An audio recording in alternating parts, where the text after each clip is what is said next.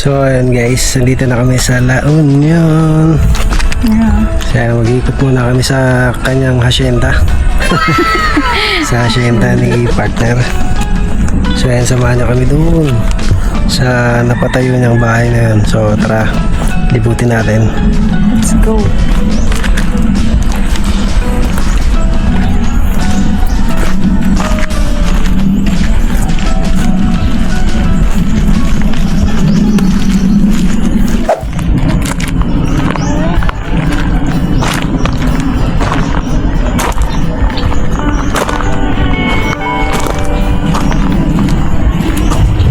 So ayun, napatayo ng bahay guys.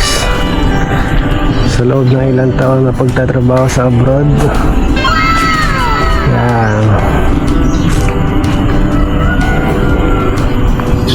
Alright. So i-house tour namin kayo guys. Ang terrace. So ayan yung terrace. So ayan, pagpasok sa loob yung sala. Ayan, pagpasok mo sa loob, merong dalawang kwarto. Ayan. So, ayan yung loob.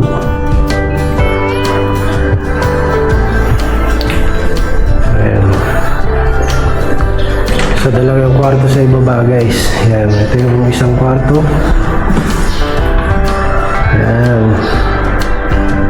Napakaganda, aesthetic. Diba, napakasarap makita pag galing ka ng abroad. Ganito yung uuwian mong bahay. Alright. So, ayan yung kusina. Kitchen. So, ayan. Lalapit tayo sa exit. So, ayan. Nakatabi yung CR.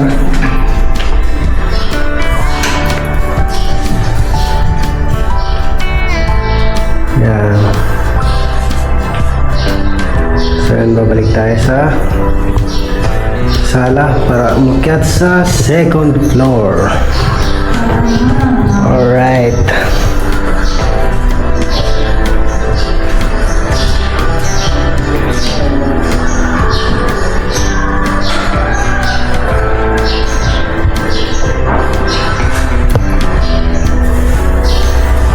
Raket tayo second floor guys. May painting. Alright. Ayan, sakto-sakto magpapasko. So ayan, sa taas. So napakalaki ng taas. So yun, papasok tayo sa master's bedroom. So ayan, lawak ng kanyang master's bedroom. Ayan, may salamin. Alright. Mga ibon. Ayan.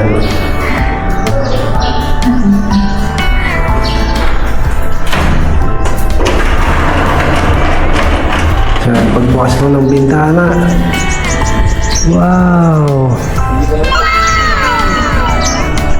Tanawin. So, ayan, bukid.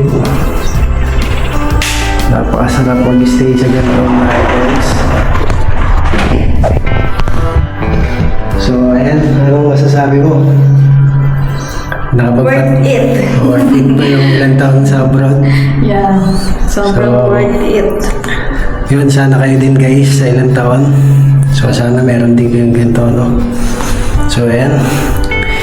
So ngayon kasi yung pa-blessing nitong bahay na to, tsaka kasabay na din yung birthday ng kapatid niya. So mamaya ipapabless itong bahay. So ayan, samahan niya kami mag-celebrate.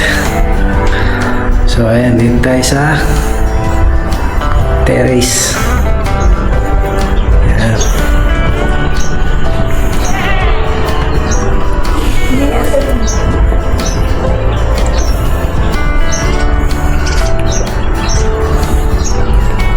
So ayan. Dito tayo sa labas. Ayan. Dito tayo sa bukid ng La Union. Alright. Ayan. So napakaganda dito dahil malayo sa polusyon ng Maynila. Ayan. So napakaganda dito sa lugar ni partner sa La Union. Ayan. So baka gumala kami mamaya o bukas. So samahan niyo kami.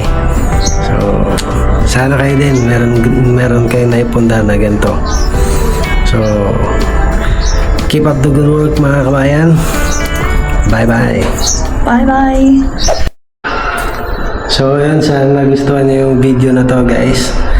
So isa rin ba kayo sa mga OFW na nangangarap magkaroon ng bahay? So yun lang, mag-ipon lang tayo. So huwag tayong maging magastos pag nasa abroad. So ayan, makakabuo din kayo na ito balang araw. So congrats kay partner dahil nakapagtayo siya ng ganito. So sana kayo rin.